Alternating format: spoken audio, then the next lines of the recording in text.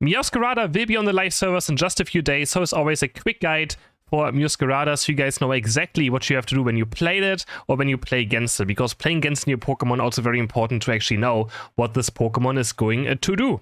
The moves also have a lot going on, so there will be some explaining. It has a lot of text and a lot of different mechanics, and it's a melee speedster, so it's very squishy, but it deals a lot of damage and also has a very good mobility. It has two different playstyles. One is with Flower Trick and more of like a one-shot burst damage build, which is fine with the other two moves, and the other one is Night Slash, which is more of a basic attack, designed moveset. So for the first one, for Flower Trick, this is what I tried, Muscle Band, Attack Weight, and Razor Claw, and for the other one, I just switched out Attack Weight for Scope Lens, since we do a lot of more basic attacking. On our first evolution, we have Leverage and Hone Claws, but let's first talk about the boosted auto attack. So the boosted auto attack is a dash.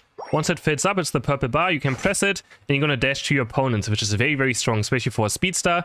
It can also jump across walls, so it's very, very strong. It's like Mime and Espeon as well. It's gonna charge up over time, and you can't charge up any faster. It will just slowly, start charging up. Then we have Leverage, which is very strong for last hitting.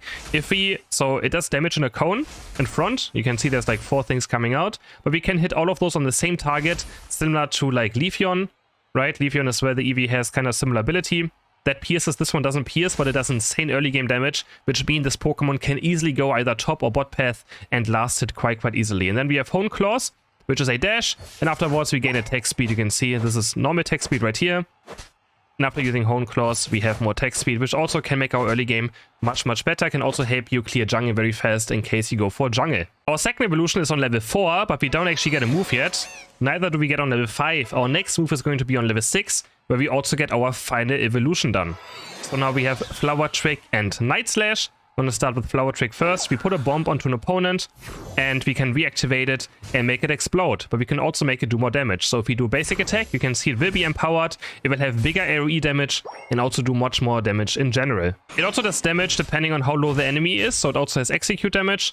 And then on top of it, and then it's also reset ability, but we have to get the reset. So it has to kill the target. So we're going to get it low right here, do Flower Trick. Gonna explode it, and you can see we also get our Flower Trick completely reset. For the other level 6 move, we have Night Slash. So we mark a target from far away or from close, doesn't really matter. And now we have increased crit chance against this opponent. So it always sticks for a certain amount of time. It's not like Psycho Cut of Absolute, like it doesn't have, you don't have to proc anything. You just have to auto-attack the target you're Night Slashing. And you're gonna have increased crit rate and also increased healing on your basic attacks by hitting those Pokemon. And as you can see, it also is going to reduce the cooldown of Night Slash, so every single basic attack, it looks like half a second, reduces the cooldown of Night Slash. And here you can see the healing. So after a basic attack Night Slash, you can see our basic attacks will start healing us. On level 7, we have Double Team and Trailblaze, and honestly, both are very solid. First, let's start with Double Team. We put a copy of us into a direction by dashing also into a direction. So you can, if you put your left, let's say I'm going to put this to the right and my cursor to the left, I will dash to the left and the Double Team will run to the right. So you can decide where you want to jump and also where you want to put the Double Team. But you can't go across walls at all with this, you will always get stuck in a wall.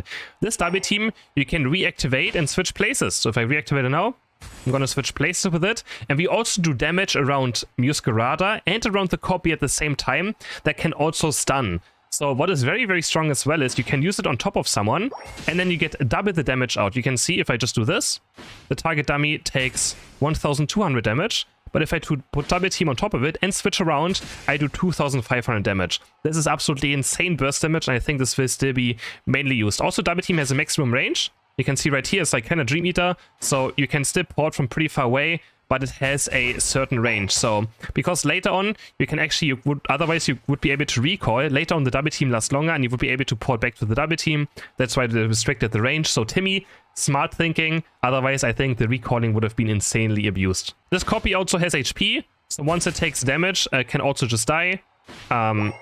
It's kind of hard to maybe show, but yeah, if it dies, if it drops to 0, the effect will also just start happening as well. But yeah, you will mostly switch around and then hopefully get the stun out onto your opponents. So again, for the other level 7 move, we have Trailblaze, which is a jump into a direction. And after we land, we paralyze our opponents and we gain attack speed. So very good as well as a combo with Night Slash, but it's also very good with the other move as well. And yeah, so jump in, paralyze, we do a lot of basic attack damage. And this has more range out of Tall Grass. Right now in Tall Grass you can see we have this much range, and outside of Tall Grass we have this much range. And then also, another part that is pretty nice, it has a reset ability. So as long as you get a KO, let me turn on cooldowns. You guys can see it. I'm gonna try to find the bot right here. I'm gonna kill it very fast. And then we jump on. You can see that Trailblaze will get a full reset. So you just have to get a KO and Trailblaze will be fully reset. And that's why it can also be good with the sticky bomb, or whatever you want to call it. Because it's going to be, you know, double reset build as well. On level 9, we pick up the Unite move, and honestly, I wasn't the biggest fan of it on the test server. It felt very weird to use sometimes.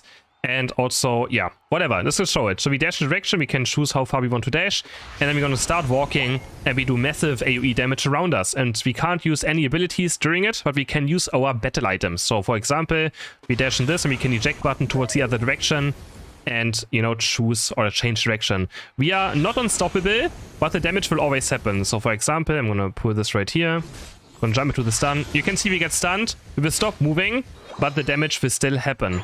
And I think it's currently bugged as well. I'm pretty sure you're supposed to keep walking after the stun is gone, but on the test server currently, you're just completely standing still.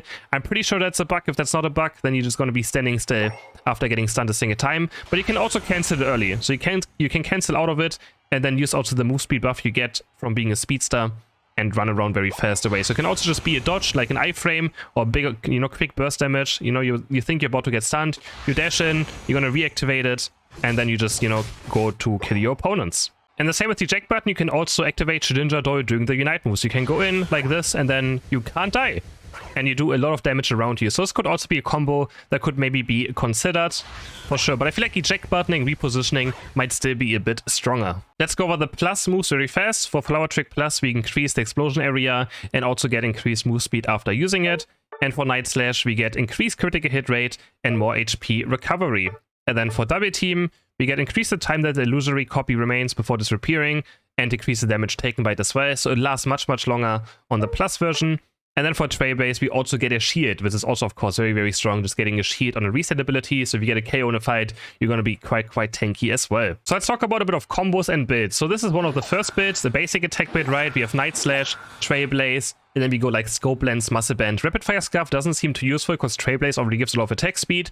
And also just go Razor Claw or whatever is going to fit, right? But this seems like a very good Scope Lens build. And of course, what we want to do, we want to jump in, use Night Slash, and then start basic attacking for a lot of damage. Very straightforward. And we're going to keep basic attacking, hopefully get a reset, and we're going to keep jumping around. Very basic, very standard basic attack build. Might not look too exciting, but I think it was still quite fun to play due to having a lot of attack speed and getting resets in with a Trailblaze. Also very good at burning down objectives, so if you want to do like Reggies, you're going to do them very fast. Next up, I want to showcase a one-shot combo. So, as I mentioned, Double Team can do double the damage on top of someone. So what we're going to do with this build is we do Flower Trick, do a boosted auto attack, jump in, Double Team, press Double Team again, and Flower Trick.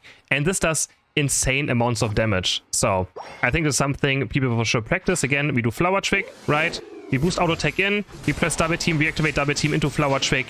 You can see it's very clean, very easy one shot. Of course, the enemies can react to it as well, but if you do it very fast, like you can see, it does a lot of damage insanely fast. And it's something I think people will practice as well. It took me a while to understand that Double Team does double damage on test server, but yeah. So maybe make it slow as well again. Again, Flower Trick does execute damage, so you always make sure that you Flower Trick first, activate it with the boost auto attack, get closer, right? So this. Boost auto attack, Double Team, Flower Trick. And you want to make sure that your Double Team, of course, is on top of the target. So you can also, of course, do it from far away. You can also do like this. Double Team, press Double Team, basic attack and stuff. But you can see the area of the Double Team can be kind of slow or kind of short. So you're going to make sure that you're on top of your opponent when you press this for double the damage. I think Flower Trick and Trailblaze also works easily together. I mean, it's a double reset ability, right? So here again, we jump in, Flower Trick, we start basic attacking, activating our Flower Trick, and then we get both of our abilities reset. So yeah, I think it's going to be very strong. I think Flower Trick is fine. I think Night Slash seems a bit boring compared to Flower Trick, but Flower Trick, Trailblaze, and Flower Trick and Double Team I'm a big fan of. Hope you guys enjoyed this guide, hope it was helpful. If it was, don't forget to like the video and subscribe to my channel.